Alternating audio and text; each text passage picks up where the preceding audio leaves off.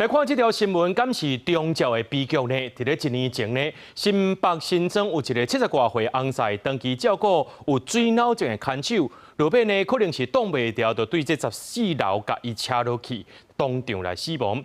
今仔日一审宣判，认为这嫌犯以犯罪手段和一般的凶杀案无共款，符合刑法规定，减刑2改，依照杀人罪，该判刑2年6个月。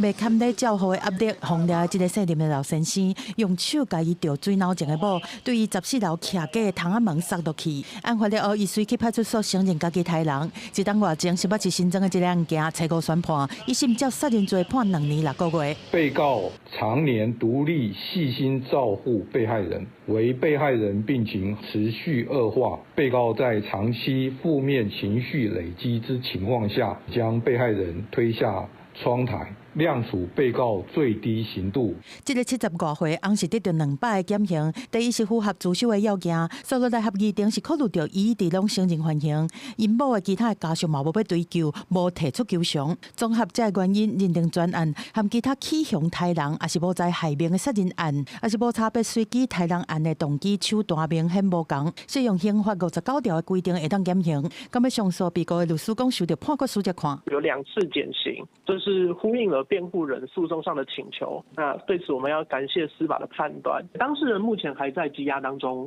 因为长期照护出现的家庭冲突，甚至是造成悲剧，国内不时都在发生。台北市都有济伙负责人照顾西游记的翁已经30档，实在伤忝了，要用讲推啊甲公示。二审红判2年，假罪5年。2档外前嘛有80多岁的老母照顾囡仔50多档，亲手甲囡仔抬死，一审判2年半。过去在这样的案例发生后，都聚焦在只是司法判决，杀人者在事前有没有曾经去求助，他抗拒使用资源，还是资源真的是不好用、不够用？